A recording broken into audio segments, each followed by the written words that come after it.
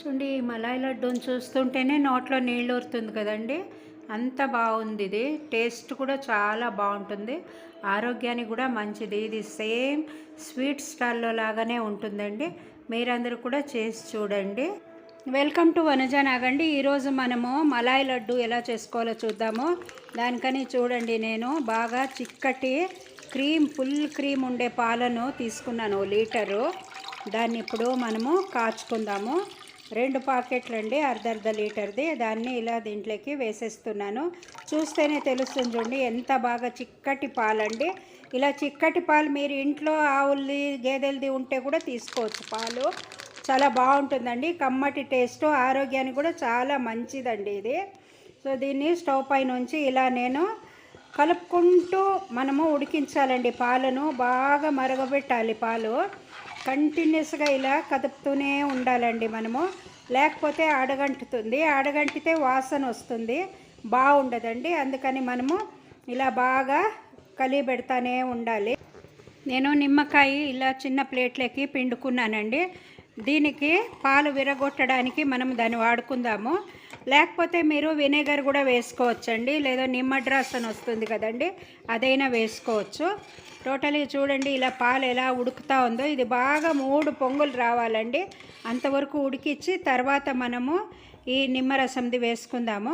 చూడండి ఇది తెలుస్తుంది. బాగా పొంగొచ్చేటప్పుడు స్టవ్ మరీ తగ్గించాలండి. మనము మంట తగ్గించుకుని మరీ కాసేపు అయినాక మరగబెట్టి, మరీ కాసేపు అయినాక దాన్ని బాగా అలాగే మరిగిస్తుంటే అది మరీ పొంగుతుందండి.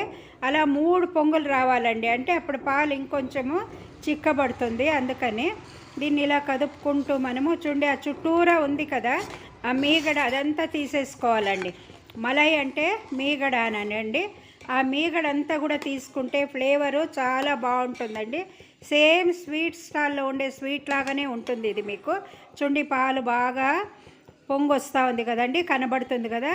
అంటే హైలో పెట్టుకుంటే బాగా పై దాకా వచ్చేస్తుంది, మరి మనం తగ్గించి లో ఫ్లేమ్లో పెట్టుకున్నామంటే తగ్గుతుందండి. ఇలా మనము ఈ మీగడంతా కూడా అంచుల్లో ఉంటుంది చూడండి, పాత్రకు అంటుకుని దాన్ని ఇలా తీసేసుకోవాలి మనం బాగా. మీరు దేంతో అయినా గోకి తీసుకోవచ్చండి ఆ చుట్టూరా ఉండే మీగడను. సో ఇలా మనము బాగా ఇలా మరగబెట్టుకుందామండి పాలు.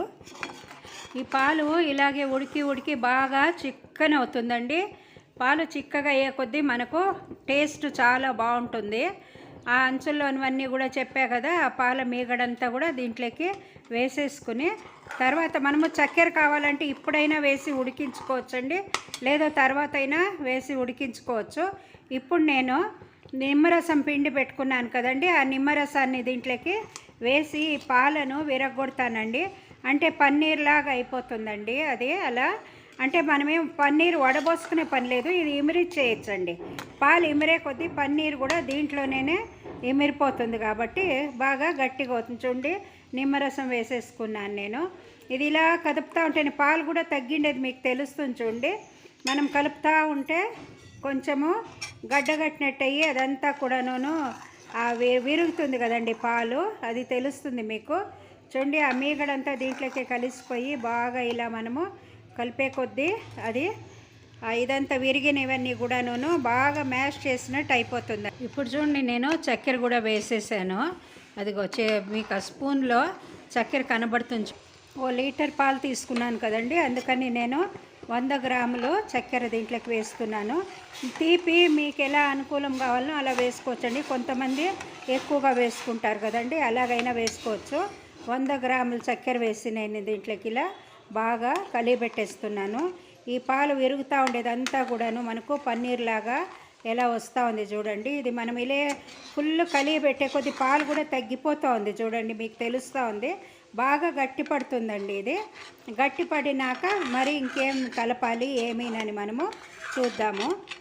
ఇలా చాలా కమ్మటి ఫ్లేవర్ కూడా వస్తూ ఉందండి మనకు.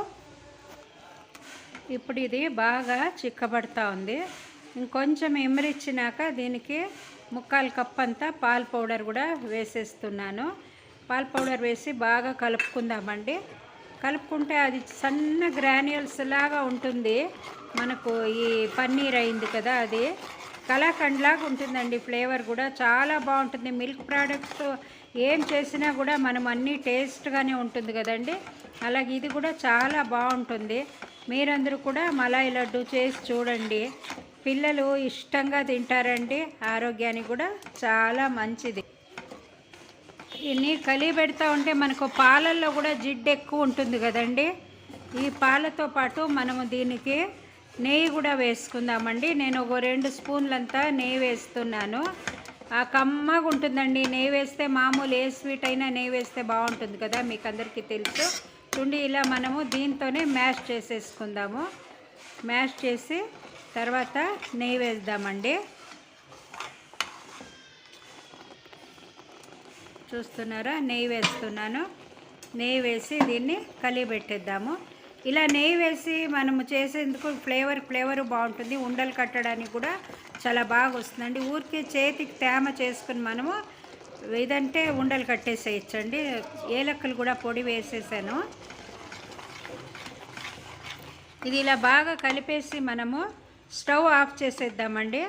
స్టవ్ ఆఫ్ చేసి అదే పాత్రలోకే మనం దీన్ని ఇలా స్ప్రెడ్ చేసేసి బాగా మీరు ఓవర్ నైట్ పెట్టినా పర్వాలేదు, లేదా కనీసం 4 గంటల సేపు పెట్టారంటే మళ్ళీ మీకు చేతిలోకి ఉండలేకి బాగా వస్తుందండి ఉండలు. ఇప్పుడు చేతికి నెయ్యి రాసుకున్నాను నేను. నెయ్యి రాసుకుని చూడండి ఉండలు కడుతున్నాను నేను. ఆ ఉండలు ఓ ప్లేట్లో పెట్టుకుందామండి. మనము కలరే వేయలేదు కదండి, అయినా కానీ చూడండి ఎంత బాగా కలర్ వచ్చింది. క్రీమ్ కలర్ వచ్చేసింది కదండి, చాలా బాగుంది. అసలు గమ అంటా ఉందండి ఇల్లంతా కూడాను. పాలు ఉడికిన వాసన కదా, అందులో స్వీటు చాలా బాగుంటుంది. సో మీరందరూ కూడా ఇలా చేసి చూడండి. ఎలా వచ్చిందో కామెంట్లో పెట్టండి. లైక్ చేయండి, షేర్ చేయండి. దీనికంతా చూడండి నేను బాదామిని డెకరేట్ చేసినాను. మీరందరూ కూడా ఖండితంగా మర్చిపోకుండా సబ్స్క్రైబ్ చేసి బెల్ ఐకాన్ నొక్కండి.